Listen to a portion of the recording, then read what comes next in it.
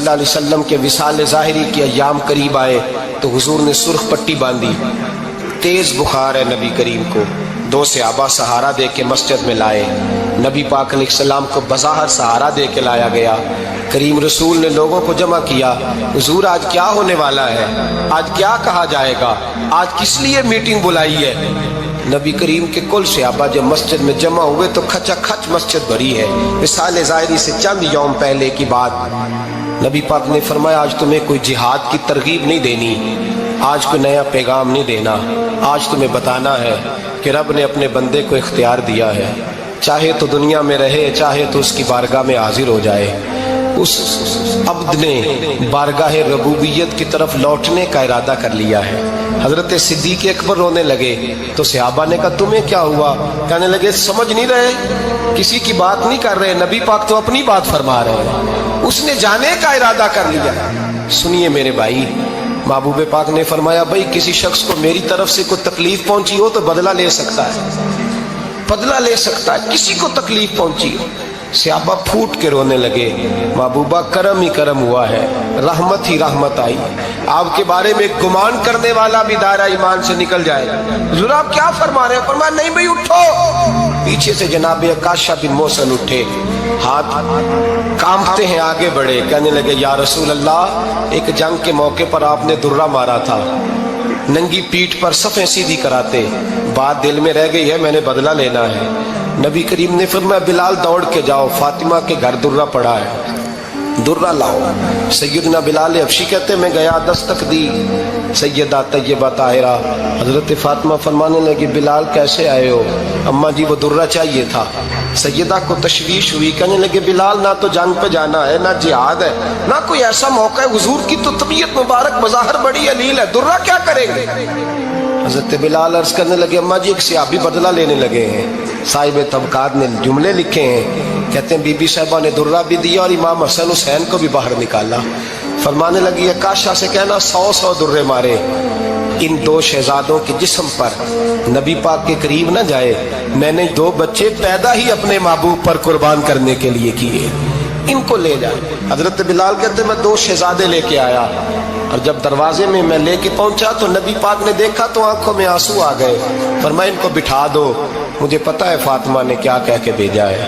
حضرت سیدنا بلال فرماتے ہیں درہ میں نے جناب عکاشہ کو دیا، حضرت عکاشہ درہ لے کے آگے جو بڑھے تو حضرت ابوبکر صدیق نے ان کے پیروں پہ ہاتھ رکھا، فرمایا عکاشہ میری طرف آ یار، مجھے مار درے، نبی پاک کے قریب نہ جا۔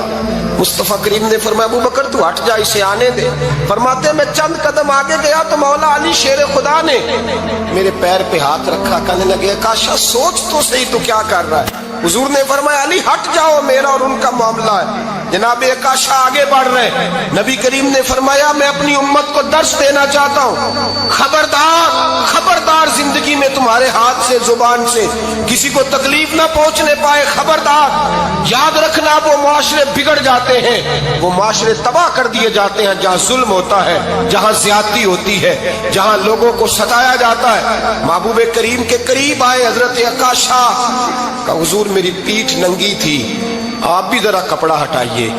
نبی کریم نے پیٹھ سے کپڑا ہٹایا، جناب عکاشہ نے درہ جو اٹھایا تو صحابہ کی چیخیں نکلی، حضرت عکاشہ نے درہ دور پھینکا، حضور کے بطن اطہر سے لپٹ گئے، چومنے لگے، کہنے لگے حضور وہ تو صفیں سیدھی کراتے لگ گیا تھا، آپ نے کہاں مارا تھا؟ یا رسول اللہ میں تو بہانہ بنا رہا تھا کہ جاتی دفعہ مجھے وجود چومنے کا موقع نصیب ہو جائے، مجھے یہ موقع نصیب ہو جائے۔ میرے حبیب نے فرمایا جس نے جنتی دیکھنا ہو میرے عکاشہ کی زیارت کر لے۔ بھائی ظلم کا دروازہ کھلا ہوا ہے اور لوگ بھول جاتے ہیں زیادتی کرتے ہوئے، وہ بہو سے ہی کیوں نہ کریں، وہ اپنے گھر کے بھول جاتے ہیں کہ شاید پوچھنے والا کوئی نہیں، شاید میزان نہیں لگے گا۔ ایران کے بادشاہ نے اپنے بیٹے کو پڑھانے کے لیے ایک استاد صاحب کا بندوبست کیا، استاد صاحب کو کہا کہ میرے بچے کو دین پڑھائیے، میں چاہتا ہوں کل اس نے انعام حکومت کو سنبھالنا ہے تو یہ دین سے آگاہ ہو جائے، اس کو کچھ سکھائیے پڑھائیے۔ بہت نیک بزرگ بڑے درویش عالم پڑھانے لگے، اسباق مکمل ہو گئے، دین کے اسباق قرآن مجید پڑھایا، احادیث طیبہ کا درس دیا، اصول فقہ سے روشناس کرایا۔ جب بچے نے مکمل تعلیم حاصل کر لی اور آمین ہو گئی، دستار ہو گئی، فارغ ہو گئے، تو پھر ایک دن استاد صاحب نے کہا بیٹے کل تم نے ضرور آنا ہے، کچھ بات کرنی ہے۔ شہزادہ گیا ملنے استاد صاحب سے، استاد صاحب نے کنڈی لگا لی، ہاتھ میں درہ پکڑ لیا، مار مار کے پورے وجود کو زخمی کر دیا، کوئی غلطی نہیں، کوئی بات نہیں، مارا۔ اب بچہ آیا آ کے بادشاہ سلامت سے کہا کہ ابا جی سمجھ نہیں آئی، بڑا مارا ہے استاد۔ تو سیانے تھے نا بادشاہ، یہاں تو قاری صاحب روز کٹہرے میں کھڑے ہوتے ہیں، مولوی صاحب آپ نے میرے بچے کو کیوں مارا ہے؟ آپ 8,000 کے مولوی ہیں، میرا کئی کروڑ کا بچہ ہے، سویرے بدل لیں گے، خبردار آپ نے بچے کو ہاتھ لگایا، اپنی حیثیت میں رہے معاذ اللہ۔ جو قومیں استادوں کو کٹہروں میں کھڑا کرتی ہیں وہ ترقی نہیں کر پاتی، جو استادوں کو کٹہروں میں روز کھڑا کرتے ہیں۔ کہا ابا جی بڑا مارا ہے، تو والد بڑے سمجھدار تھے، کہنے لگے بیٹا استاد باپ ہوتا ہے، وہ زیادتی نہیں کرتا، کوئی بات ہوگی میں تیرے استاد کو کٹہرے میں نہیں بلاؤں گا۔ اماں سے بات کی، اماں کہنے لگی بیٹا میں تیرے باپ سے کیسے بات کروں، ڈر آتا۔ وقت گزر گیا، 22 سال بیت گئے، 22 سال گزر گئے، بادشاہ کا انتقال ہوا، شہزادہ تخت پہ بیٹھا، پہلا حکم یہ دیا کہ میرے استاد کو بلاؤ، پہلا حکم۔ استاد جی بوڑھے ہو گئے تھے، چھڑی کے اوپر ٹیک لگا کے آئے اور بھمیں سفید ہو کے جھک گئی تھیں، یوں آنکھ کھول کے بڑی مشکل سے دیکھا، کہنے لگے شہزادے حکم ہو۔ کب میں شہزادہ نہیں، اب میں بادشاہ بن گیا ہوں۔ استاد جی 22 سال بیت گئے، آپ نے مارا تھا، پر وہ درد چونکہ زیادتی کی تھی، میرا قصور کوئی نہیں تھا، تو نہ میری روح سے درد گیا ہے نہ میرے جسم سے گیا ہے، میں بے اختیار تھا، پوچھ نہیں سکتا تھا، آج با اختیار ہوا ہوں۔ سب سے پہلے پہلا حکم آپ کو دیا، بلایا ہے، بتائے کیوں مارا تھا، کیوں مجھے مارا تھا، میری زیادتی بتائے۔ تو استاد، بوڑھے استاد کی آنکھیں آنسوؤں سے بھر گئی، کہنے لگے بیٹے بس آج کے دن کے لیے مارا تھا، یہ جو دن آ گیا نا میری زندگی میں اس لیے مارا تھا، یہ میں چاہتا تھا میری زندگی میں وقت ہے، آج کے بس میری مراد پوری ہو گئی۔ کہا صاحب کس لیے، مجھے بھی سمجھائے۔ آپ فرمانے لگے کتنی دیر ہو گئی تجھے مار کھائے ہوئے، کتنا زمانہ بیت گیا؟ کہنے لگا 22 سال۔ فرمایا زخم بھولے تو نہیں، درد ختم تو نہیں ہوئی، تمہیں بات 1 منٹ کے لیے بھی تمہارے حافظے سے محو تو نہیں ہوئی؟ کہ استاد جی روز رات کو یاد آتی، روز خیال آتا تھا۔ استاد کہنے لگے بھائی تو بے اختیار تھا، پوچھ نہیں سکا، 22 سال تجھے یاد رہا، مجھے پتا تھا تو ایک دن حکمران بنے گا، میں نے تجھے اس لیے مارا تھا کہ بیٹے یاد رکھنا کسی پہ ظلم نہ کرنا، اگر تجھے 22 سال تک یاد رہا ہے تو جس پر تو ظلم کرے گا اسے بھی قیامت تک یاد رہے گا، اور یہ یاد رکھنا تو آج با اختیار ہوا تو تو نے مجھے بلا لیا ہے، قیامت کے دن غریب با اختیار ہو جائیں گے، مظلوم با اختیار ہو جائیں گے، وہ با اختیار ہوں گے للہ الواحد القہار، رب کریم کی بارگاہ کے اندر ان کا اختیار ہوگا، اکیلے اللہ کی حکمرانی ہوگی، پھر وہ بلائیں گے بڑے بڑے کج کلا، دنیا میں جن کی پگڑیاں اونچی تھی وہ سر جھکائے کھڑے ہوں گے، دنیا میں جو ڈکٹیٹر بنتے تھے ان کی پشتیں لال ہوں گی، ان کو غدار لکھا جائے گا، قیامت تک نہیں بھولے گا۔ ظلم کرنا تو سوچ سمجھ کے کرنا، اتنا کرنا جتنا تم سہ سکتے ہو، اتنی زیادتی کرنا جتنی قیامت میں تم برداشت کر سکتے ہو۔ میرے نبی کریم صلی اللہ علیہ وسلم نے فرمایا ظلم سے بچو، یہ قیامت کے اندھیروں میں سے ایک اندھیرا ہوگا۔ زندگی میں زیادتی نہ کریں، اگر تھوڑی دیر کے لیے کوئی چیز برداشت کر جائیں گے تو وہ فائدہ دے جائے گی، کچھ دیر کے لیے اگر سہ جائیں گے تو نفع مل جائے گا، سہنے کی کوشش کریں لیکن زیادتی نہ کریں، نظر کو، سوچ کو، ذہن کو پاک رکھیں، اور میرے بھائی زندگی پوری ظلم سے بچیں، زیادتی سے بچیں۔ امیر المومنین حضرت جناب سیدنا عمر فاروق رضی اللہ تعالیٰ عنہ رات گھر میں تھے تو رونے لگے، بڑی دیر تک روتے رہے۔ والدہ اٹھی تو صاحبزادے سے کہنے لگی پتہ کرو تمہارے باپ کو کیا مسئلہ ہے۔ شہزادے آئے، کہنے لگے امیر المومنین والد گرامی کیا ہوا؟ تو حضرت عمر فاروق کہنے لگے بیٹا اپنی اماں کو بلاؤ۔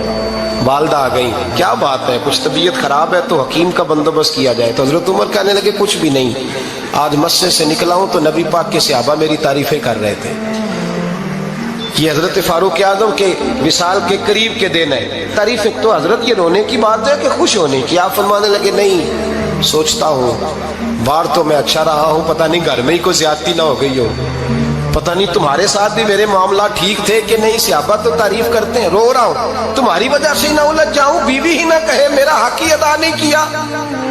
یہ لفظ کہتے کہتے پہاڑ ہے یہ شخص، کیسر و کسرا کانپتے ہیں۔ حضرت عمر رو پڑے، بی بی سے کہنے لگے مجھے اللہ کی رضا کے لیے معاف نہیں کر دیتی؟ میرے اوپر بوجھ تھا امت کا، میں ساری رات مدینے کی گلیوں میں پھرتا تھا، دن سارا مسجد میں گزرتا تھا، میں تجھے وقت نہیں دے پایا، معاف نہیں کر دیتی؟ تو زوجہ کہنے لگی نہیں عمر، میں نے بھی زندگی میں اپنا کوئی سکھ چین نہیں دیکھا، کوئی چاؤ پورا نہیں کیا، میں کیسے معاف کر دوں؟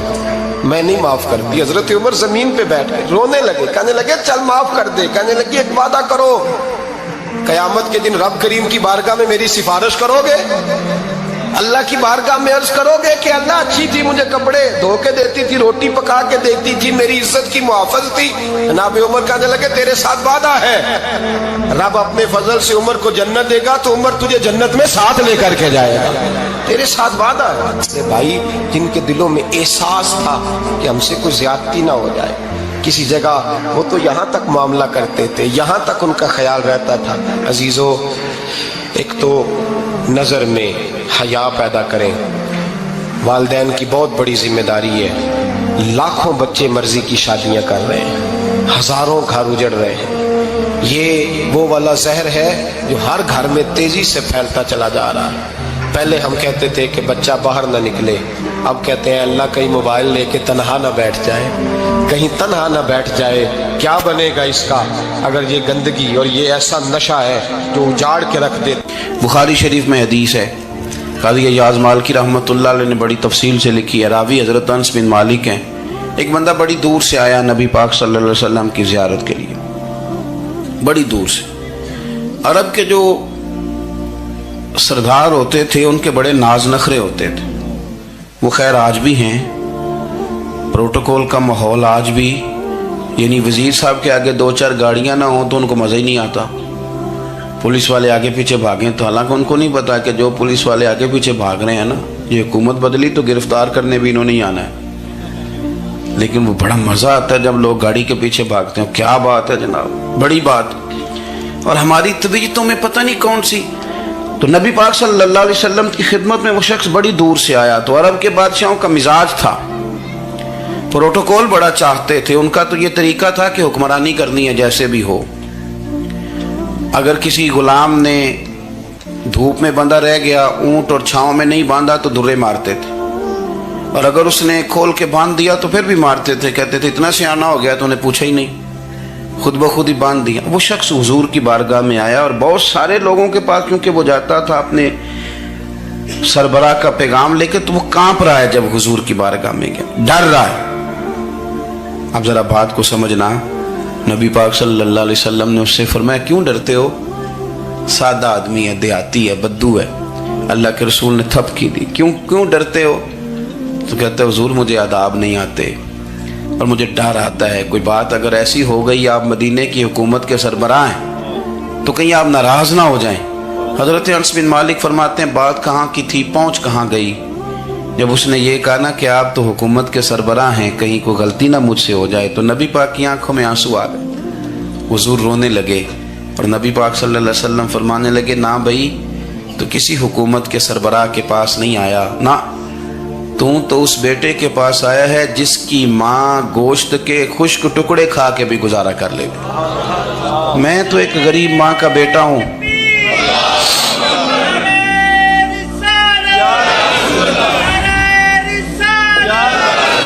بھائی اگر آپ کا یہ ذوق بن جائے، دیکھو نا آج تو لوگ بھول جاتے ہیں نا، کپڑے بدل لیتے ہیں تو وہ سمجھتے ہیں کہ شاید سارا کچھ ہی بدل گیا، یعنی گاؤں سے آ کر پڑھنے والے بھول ہی گئے ہیں کہ کس کی ماں نے کتنا زیور بیچا تھا۔ لوگ بھول جاتے ہیں چیزوں کو، اپنے ماضی کو یاد رکھیں، آپ لوگوں کے ساتھ پیار کریں، آپ لوگوں کو موقع دیں، آپ تھوڑی سی اور کوشش کریں اس شخص تک جانے کی جو آپ کو مایوس نظر آ رہا ہے، پریشان نظر آ رہا ہے۔ یہ ہمیں میلاد والے محبوب صلی اللہ علیہ وسلم نے درس دی۔ ایک اور پہلو، حضور سید عالم صلی اللہ علیہ وسلم نے، ہمارے ہاں نا ابھی بھی برادری کی تقسیم ہے، ابھی بھی، اور کچھ میں نے ایسے کمزور لوگ بھی دیکھے، یہ اس طرح کی حرکتیں ہارے ہوئے لوگ کرتے ہیں، ہارے ہوئے لوگ جو اپنے آپ کو سمجھتے ہیں کہ میں کوئی بڑا آدمی ہوں۔ بڑا آدمی تو اپنے اخلاق سے ہوتا ہے، اپنے کردار سے ہوتا ہے، اپنی سخاوت سے ہوتا ہے، لوگوں سے پیار کرنے سے ہوتا ہے۔ باقی یہ کہ بیٹھ کے کہانی سنانا کہ میں بڑا کچھ کرتا ہوں، تو جو کچھ کرتا ہوتا ہے اسے سنانے کی کوئی ضرورت ہے؟ ایک وہ بہت سارے لوگ آپ تعزیت کرنے جائیں نا والد کے انتقال کے بعد، تو ان بیچاروں کو بتانا پڑتا ہے کہ ابا جی میرے بغیر دوائی نہیں کھاتے تھے۔ تو میں کہتا ہوں اگر تیرے بغیر نہیں کھاتے تھے پھر بتانے کی ضرورت نہیں، پھر تو سارے گاؤں کو پتا ہوگا کہ تیرے بغیر نہیں کھاتے تھے۔ اور اگر کوئی دال میں کالا ہے تو پھر تیری وضاحت کوئی بندہ قبول نہیں کرے گا۔ تو آپ کو بتانا کیوں پڑ رہا ہے؟ اور آپ بار بار اس بات کا ذکر کیوں کر رہے ہیں کہ ہم بہت بڑے قبیلے کے ہیں؟ صاحب اگر آپ بڑے قبیلے کے ہیں تو پتہ ہوگا سارے علاقے کو آپ کتنا لوگوں کا خیال کرتے ہیں، آپ کس قدر محبت کرتے ہیں، آپ کا انداز کریمانہ کس طرح کا، پھر آپ کو بتانے کی کوئی ضرورت نہیں ہوتی، پھر خود بخود خبر ہوتی ہے۔ حضرت سیدنا ابو ذر غفاری رضی اللہ تعالیٰ عنہ، قبیلہ بنو غفار ایک بڑی شاخ تھی قبیلوں میں سے، جو لوگ اس زمانے میں مالدار قبیلوں سے تعلق رکھتے تھے، ان میں سے ایک بڑا نام تھا۔ ساری زندگی چودراہٹ کی، لیکن میلاد ایک انقلاب کا نام ہے۔ میں میلاد منانے والے دوستوں سے گزارش کرتا ہوں کہ آپ ہر سال میلاد منائیں، اور ہر سال میلاد کے بعد آپ تھوڑے بدل بھی جائیں، یعنی تھوڑے سے بدل جائیں۔ کچھ لوگ کہیں یار یہ داڑھی میں نے نا 12 ربیع الاول والے دن رکھی تھی، یہ میری میلاد والی داڑھی ہے، اور داڑھی رکھیں بھی نبی پاک کی مرضی کی۔ کس کی مرضی کی؟ نہ ناراض ہو جائے جب میں ٹور چلا، بس کس مرضی کی جی؟ اپنی مرضی کے نہیں۔ داڑھی کا وزن کو نہیں ہوتا کہ پوری مٹھی رکھیں گے تو آپ کو کوئی دقت ہوگی، کوئی وزن نہیں، پوری رکھیں، جو حضور کا طریقہ مبارکہ ہے جو ہمیں ملتا ہے اس پر آپ توجہ فرمائیں۔ تو میں جو بات عرض کرنے جا رہا ہوں وہ میلاد انقلاب ہے۔ حضور سید عالم صلی اللہ علیہ وسلم کی بارگاہ میں آنے سے پہلے لوگ کچھ اور ہوتے تھے، اور یہاں سے ہو کے جاتے تھے تو پھر ان میں تبدیلی آتی تھی۔ میں سارا دن کرامتیں سناؤں نا کسی کو اپنے پیر صاحب کی، اور اپنے گھر میں بھی کہ میرے حضرت بڑے، میرے استاد بڑے، لیکن بیوی کے ساتھ اگر میں ترش لہجے میں بات کروں گا تو وہ کہے گی یہ سکھاتے ہیں تینوں پیر صاحب، دوست کہیں گے یہ سکھاتے ہیں آپ۔ تو آپ کی کہانیاں نہیں چلتی، آپ کا کردار چلتا ہے۔ حضرت ابو ذر غفاری رضی اللہ تعالیٰ عنہ فرماتے ہیں، چونکہ میں چودھری تھا، سیدنا بلال حبشی رضی اللہ تعالیٰ عنہ کے پاس میں بیٹھا تھا، کسی بات میں بات آگے بڑھی اور بڑھتے بڑھتے بات شکرنجی تک چلی گئی، رائے کے اختلاف نے باتوں میں تلخی پیدا کر دی، اور جب تھوڑے لفظ اور تیز ہوئے تو میں نے انہیں کہہ دیا چپ کر، تو ابشن کا بیٹا ہے۔ کس کے بیٹے تھے حضرت بلال؟ کہتے ہیں جب انہوں نے مجھے کہا تو میرا دل بڑا ٹوٹا، لیکن میں نے ارادہ کیا کہ میں نے حضور کی بارگاہ میں نہیں عرض کرنی، اب ہر بات کی ہم حضور کی بارگاہ میں شکایت کریں۔ لیکن میں جا کے مسجد میں بیٹھا، اور جب سرکار آئے نا، ارادہ نہیں تھا کہ عرض کروں گا، لیکن حضور کا چہرہ دیکھا تو دکھ میرا خود ہی تازہ ہو گیا۔ رونے کا بھی تو تب ہی مزہ آتا ہے نا کوئی اپنا ملے تو۔ فرماتے ہیں کہ میرے آنسو نا بغیر اختیار کے چھلک پڑے، اور میں کھل کے روئے، کھل کے۔ قربان جاؤں محبوب کے بھی حضور نے پاس نہیں بلایا، بلکہ نبی پاک اٹھ کے خود میرے پاس آئے اور مجھے کندھوں سے پکڑ کے سینے سے لگایا، اور جب میں کھل کے رو لیا تو حضور میرے آنسو پوچھنے لگے۔ کچھ شعر ایسے ہوتے ہیں جو کسی نے کہے ہوتے ہیں، اور کہنے والا جو ہوتا ہے وہ صاحب حال ہوتا ہے، تو اس میں کچھ خوبصورتی زیادہ ہی ہو جاتی ہے۔ ایک پنجابی کے شاعر ہمارے گجرات میں گزرے، بزرگ تھے، ان کا ایک شعر ہے، وہ کہتے ہیں ایک واری میری آنکھیاں چوں اونا نے اتھرو پونجے سن، ایک واری میری آنکھیاں چوں اونا نے اتھرو پونجے سن، ہن تے چسکا پی گیا رونے دا۔ ایک واری میری آنکھیاں چوں اونا نے اتھرو پونجے سن، ہن تے چسکا پی گیا رونے دا، تے ہر ویلے آہو زاری دا۔ تو میں روز رونے لگا ہوں، مزہ ہی بڑا آیا ہے جب سے محبوب نے چپ کرانا شروع کیا۔ میرے عزیز، اور پھر حضرت بلال حبشی رضی اللہ تعالیٰ عنہ چونکہ حضور کے غلام تھے، اور انہیں پتہ تھا کہ سرکار میری ناز برداری کرتے ہیں، حضور نے چپ کرایا۔ فرمایا کیوں روتے ہو؟ تو عرض کرنے لگے یا رسول اللہ صلی اللہ علیہ وسلم، اگر میں ابشن کا بیٹا ہوں تو میری تو غلطی کوئی نہیں نا، یہ تو تقسیم اللہ کی ہے نا، الذی خلقک فسواک فعدلک فی ای صورت ما شاء رکبک، جس طرح وہ چاہتا ہے، جس کو چاہتا ہے اس طرح کی اس کی صورت بنا دیتا ہے۔ تو مجھے ابشن کا بیٹا کہا جاتا ہے، میری غلطی کیا ہے؟ حضرت بلال نے بھی نہیں بتایا کس نے کہا، لیکن نبی پاک صلی اللہ علیہ وسلم نے کیا فرمایا؟ امام یوسف صالحی نے لکھا ہے، ذرا غور کرنا بات پر، تسلیاں لوگ اور رنگ میں بھی دیتے ہیں پر یہ تسلی بڑی انوکھی ہے۔ حضور فرمانے لگے بلال اگر تو ابشن کا بیٹا ہے تو پریشان کیوں ہوتا ہے؟ کالے رنگ والی ماں کا بیٹا ہے تو پریشان کیوں ہوتا ہے اگر تیری والدہ کا رنگ کالا ہے تو؟ عرض کی حضور آپ کیا فرمانا چاہتے ہیں؟ تو سرکار فرمانے لگے میں دو ماؤں کا بیٹا ہوں، ایک جناب آمنہ جنہوں نے مجھے پیدا کیا اور ایک حضرت ام ایمن جنہوں نے میری پرورش کی، مجھے بڑا کیا۔ حضور فرمانے لگے میری ماں آمنہ کا رنگ گورا تھا اور میری ماں ام ایمن کا رنگ کالا ہے۔